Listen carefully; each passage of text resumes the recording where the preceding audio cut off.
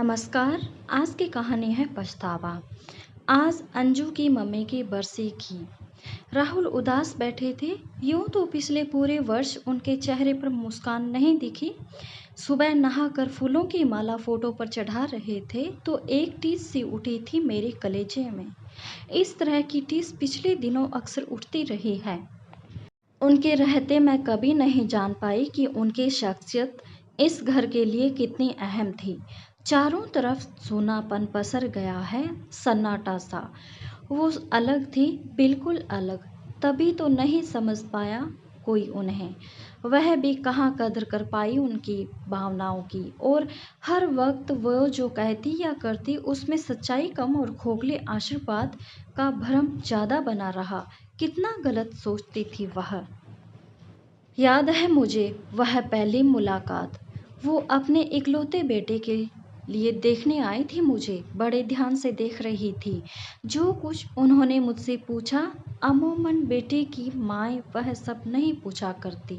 चूंकि मेरे पापा डॉक्टर हैं, उनका पहला प्रश्न था, तुम डॉक्टरी के प्रमोशन को किस रूप में लेती हो? पिछले वर्ष की 2-3 राष्ट्रीय स्तर की घटनाएं क्या थी? खाली वक्त में क्या करना चाहोगी? माँ ने कहा पढ़ना। तो बोली कैसी पुस्तकें, कौन सी पत्रिकाएं? सगाई होने के बाद आई तो उन्होंने एकांत में बात करने की इच्छा जाहिर की। मैं बिल्कुल घबरा गई। न जाने उस वक्त अच्छा लगा था, मेरे प्रति प्यार का अथाह सागर हर हरा रहा था, या उनकी आंखों में अंजू बेटी जितना तुम्हें देखकर समझ पाई हूँ उससे तुमने मुझे मोह लिया है। आज एक अहम बात पर तुमसे सलाह करनी है। देखो, यह तो नहीं कहती कि हमारे पास दौलत के खजाने हैं, मगर तुम्हें कभी कोई अभाव नहीं रहेगा। दूसरी बात कि जितना एक माँ अपनी बेटी की ज़रूरतों को समझकर पूरा घर पाती है, कदाचित उतना मैं न कर पाऊं। इस पर भी मेरे विचार में भौतिक वस्तुओं के चाह की कोई सीमा नहीं होती।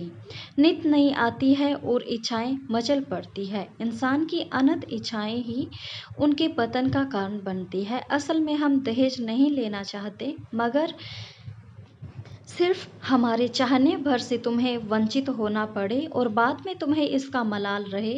तुम समझ रही हो ना मैं क्या कहना चाहती हूँ? आखिरकार तुम्हारी राय जान लेना सबसे ज़रूरी है, क्योंकि इसका सीधा असर तुम पर पड़ने वाला है। मेरी समझ में ठीक ठाक तो कुछ नहीं आया था। मैं उनके व्यक्तित्व तथा नपे तुले शब्दों में, बोलने के अंदाज में कुछ आतंकित हो गई थी, या फिर उनकी आत्मीयता, सहजता मेरे देखे सास बहू के रिश्ते के ठंडेपन से कहीं मेल नहीं खा रही थी। उस वक्त मैंने यही कहा था, जैसा आप चाहें, मुझे कोई ऐतराज़ नहीं, बल्कि यह तो खुशी की बात है। खुशी कहाँ हुई थी मुझे? हुई हो अंदर ही अंदर शायद। उनके इस निर्णय के पीछे स्पष्ट दिखती द्रव्य की अनासक्ति को यहाँ कहाँ देख पाई थी मेरी आंखें। कैसी अजीब बात थी, जो इच्छाएं शीशे की तरह सामने थी, उसमें भी सभी को खोट नजर आया था। उस वक्त किसी ने कहा उन्हें अपनी प्रशंसा करवानी है तभी ऐसा कर रही है, पर यह कोई नहीं सोच पाया कि पहले त्याग करना होता है, तब प्रशंसा पाने का हक बन पाता है। उनके अपने रिश्तेदारों को यह निर्णय अटपटा लगा। जो कार्य लीक से घबरा कर हो, वह अटपटा तो लगना ही था मुझे। उन्होंने लाखों की भीड़ से छांट कर अपने बेटे के लिए चुना। उसका कारण मेरी शिक्षा, मेरा व्यक्तित्व, भले वह साधारण ही रहा हो, परंतु उन्हें मुझ में अंतहीन संभावना नजर आई थी। उसकी अहमियत मैं ही नहीं जान पाई। मुझे थोड़ा उदास देखते ही राहुल से कहती, घुमा लाओ इसे, या मम्मी से कलकत्ता बात कर लो, उदास मत रहो। बाद में माँ बेटी पीछे पड़ेगी। मुझे पढ़ाई वापस शुरू करनी चाहिए। मैं पढ़ना चाहती थी, पढ़ भी सकती थी, लेकिन नई जिम्मेदारियां और पढ़ाई साथ साथ किस तरह हो सकेंगी, इस बात से आशंकित थी। बहरहाल एडमिशन हो गया। मुझे सुबह 6 बजे कॉलेज जाना होता था। लौटती तब तक 3-4 बज गए होते थे। नींद पूरी न हो पाती कि उठने का वक्त हो जाता। दिन भर बाहर रहने के कारण घर के पूरे काम मम्मी को करने पड़ते। यह बात मुझे अक्सर कचोटती रहती। उन्हें एक बार भी ज़ाहिर नहीं किया कि इससे उन्हें कोई तकलीफ़ है, बल्कि अपनी सहमति व सहयोग में कभी कमी नहीं आने दी। कॉलेज का पहला दिन था। राहुल को कोई काम निकल आया था। मैं मुंबई के लिए नई थी। यहाँ के रास्ते, यहाँ की लोकल गाड़ियों से मेरा विशेष परिचय नहीं हो पाया था। मम्मी मुझे कॉलेज छोड़ने गई। राहुल ने हम दोनों को साथ जाते हुए फ़ोटो ली थी। राहुल कितने गहरे हैं, जानते हैं? ये लम्हे शायद कम लोगों के नसीब में होते हैं कि कोई सास बहू को कॉलेज छोड़ने जाए। मैं अपने मनोगत भावों को छुपा लेने में सिद्धहस्त हूँ, परंतु उस दिन राहुल के साथ न जा पाने की झुंझलाहट ऐसी थी कि यह सोच पाई न पाई कि उनके साथ जाने के अक्सर आते ही रहेंगे। याद नहीं, पर मैंने कुछ ऐसी प्रतिक्रिया दिखाई कि मम्मी एकदम बुझ सी गईं। परीक्षा के दिनों में घर के किसी कार्य को न करके पढ़ाई करने की कड़ी ताकीद थी उनकी। मेरे मन में एक अपराध बोध था। जो मुझे करना था वह नहीं कर पा रही थी, अतः अक्सर झुंझला जाती। वो मेरी इस झुंझलाहट को समझ गई थी, अतः मेरी किसी बचकानी प्रतिक्रिया का बुरा न मानती। काश मैं समझ पाती कि उन्हें बहू लाकर काम से निजात पाने से ज़्यादा ज़रूरत बेटी बनाकर मुझे अपने करीब लाने की है। कभी पड़ोसन से कहते सुना था मैंने, तुम्हारी नीता कॉलेज से आती है तो क्या तुम उसके भरोसे घर के काम बाकी रखती हो? उल्टे जूस का गिलास तैयार रखती हो, अपने सामने बैठाकर नाश्ता करवाती हो, फिर वह वहीं सोफे पर पसर जाती है, टीवी देखती है, फ़ोन पर गप्पे मारती है। ये भी तो वैसे ही है। क्या फ़र्क है इसमें और नीता में? पता नहीं मम्मी की सीधी सच्ची बात भी मुझे क्यों छू नहीं पाई। मैं इतनी असंवेदनशील कैसे हो गई?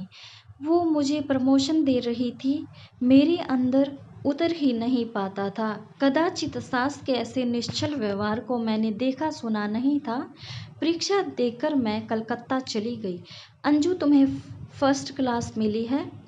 खुशी से फ़ोन पर काँप रही थी उनकी आवाज़। शादी के बाद प्रथम नव वर्ष की शाम घूमने जा रही थी। मम्मी ने अपनी साड़ी पहनने को दी। मुझे नकली गहने पहनने देकर टोका। इसके साथ वह हीरे का कंगन मैच करता है। होटल पिक्चर रास्ते में न जाने कंगन कहाँ गिर गया। बहुत ढूंढा, डर रही थी मैं। मैंने तो शीशे का एक ग्लास तक टूट जाने पर सांसों को डांटते देखा। न जाने क्या करेंगी। आधी रात को लौटते थे, फिर सो नहीं पाई थी। रात भर मैं आंखें रो रो कर सूज गई थी। सुबह डरते डरते किचन में खड़ी मम्मी से बोली थी, मम्मी वह कंगन गिर गया कल। सुनकर 2 पल के लिए चुप हो गई, फिर मेरे उतरे चेहरे पर सूजी आंखों पर नज़र डालकर गहरे हुए शब्दों को बोली थी, जो गिर गया वह वापस आने से रहा, मन खराब करने से क्या फ़ायदा। उनकी बात सुनकर मेरी जान में जान आ गई थी। इस वाक्य के पीछे छिपी उनकी उदारता को आंक पाने की सामर्थ्य मेरे पास नहीं था। पिछले दिनों वो अस्वस्थ चल रही थी, कभी बुखार, दर्द, सर्दी। राहुल के अड़ जाने पर डॉक्टर को दिखाती, वरना यूं ही चलता रहता। दिन भर में 4-5 घंटे वो हमेशा पत्र पत्रिकाएं पढ़ती। हिंदी साहित्य में उनकी गहरी रुचि व समझ थी। बहुत पढ़ते रहने के कारण उन्हें प्रत्येक क्षेत्र की जानकारी थी। फिर भी मुझसे ही पूछती, अंजू यह दवाई ले लूं या किसी को उपहार देना है तो क्या ठीक रहेगा? मेहमान आते तो क्या बनाया जाए, मेनू बताओ। खुद के मन में कुछ और होता, मगर जो मैं कह देती वह कभी न टालती। इस रोजमर्रा की छोटी छोटी बातों से मेरे प्रति उनका विश्वास छलकता था, या फिर वो स्वयं आश्वस्त होना चाहती थी। ऐसा भी नहीं था कि उन्हें कभी क्रोध आता ही न हो। पापा से, राहुल से उनकी तकरार होती, वो नाराज हो जाती, रोती, खाना नहीं खाती, मगर मुझे उन्हें उसे शब्दों में कभी कुछ नहीं कहा। राहुल इस पक्षपात की वजह पूछता तो कहती, वह ऐसा कुछ करते ही नहीं कि कुछ कहने की गुंजाइश रहे। मेरे और राहुल के बीच भी कोई बात होती तो हमेशा मेरा पक्ष लेती। मेरे जन्मदिन पर भी बहुत राहुल के जन्मदिन से ज़्यादा तमझाम करती। राहुल तुनकता तो मैं उनका जवाब होता, तू पागल है रे, इसे आज के दिन ऐसा न लगे कि मायके में यह होता था, वह होता था और ये सब सुन कभी मैं तटस्थ बनी रहती। मेरा भी मन करता कि वो सभी ज़िम्मेदारियों से मुक्त होकर आराम करें, मैं उनकी सेवा करूँ, मगर यह सब कहना ही नहीं आया मुझे, नहीं कह सकी कभी। मुझे गुड़ियों का बड़ा शौक था बचपन में, एक सुंदर सुंदर गुड़िया थी। मेरी मासी ने मुझे, मम्मी एक दिन बाज़ार से हरे रंग का ऊन ले आई, गुड़ियों की घेरदार फ्रॉक, छोटे-छोटे जूते, फूलने वाली टोपी बनाने में 2-3 दिन जुटी रही। बेटियों की गुड़िया को सजाना, ब्याहना न कर पाने की भरपाई की छोटी-सी कोशिश थी शायद वो। मेरे मायके से बुलावे का फ़ोन आते ही मुझे भेजने को बेचैन हो जाती, कभी इनकार नहीं करती। हमारे बीच कभी मनमुटाव नहीं हुआ, इस पर भी उनके प्यार से छलकते निस्वार्थ को मैंने समझा। होता तो कम से कम कुछ तो लौटा पाते जो उनका वाजिब पावन था मुझसे। अब पछताने से क्या फ़ायदा? उन्हें समझता था राहुल। अक्सर राजनीति, संगीत, साहित्य, सिनेमा व सामाजिक घटनाओं पर माँ बेटे बातें करते रहते। राहुल को नींद देरी से आती और मम्मी को गोली लेने पर, जबकि मुझे तकिए पर माथा रखते ही नींद आ जाती। राहुल देर रात तक मम्मी के साथ बातें करता रहता। वो बीच-बीच में टोकती, जा कमरे में ना, अंजू इनकार कर रही है। कई बार खुद उठकर सोने चली जाती, तब राहुल उठता, मैं पता नहीं क्या महसूस करती। अब मुझे समझ आया कि मम्मी के साथ होने वाली बहसें राहुल की मानसिक व बौद्धिक खुराक थी। मम्मी कितना चाहती थी कि मैं भी साथ बैठूं और पूरी स्वतंत्रता के साथ अपने विचार रखूं, पर मैं नहीं बन पाई उनकी गोष्ठी की सदस्य। तभी राहुल साल भर से अनमने हैं, बिल्कुल चुप से। माँ का चला जाना असहनीय तो है ही, साथ ही वो लंबे बहसे, मतभेद और पूरी संजीदगी से अपने पक्ष को स्पष्ट कर पाने व सुन लेने वाला अब कोई नहीं है। कोई ऐसा भी नहीं कि क्रोध से उबलते राहुल को दुगने क्रोध से डपट कर शांत कर दे। माँ बेटे के लाख चाहने पर भी उनकी बातों में मैं रस नहीं ले पाई। यदि ले पाती तो आज राहुल को संवेदनात्मक सहारा दे पाती, पर दोष मेरा कितना था? मैंने तो सांसों के गड़े गड़ाए सांचे देखे थे, निर्मम, क्रोधी, सहिष्णु, संकीर्ण। यहाँ जो मिला वह न्यारा था, उसे समझना, उस पर विश्वास कर पाना कठिन था। समय की ज़रूरत थी और समय ही नहीं मिला था। शेष रह गया पछतावा।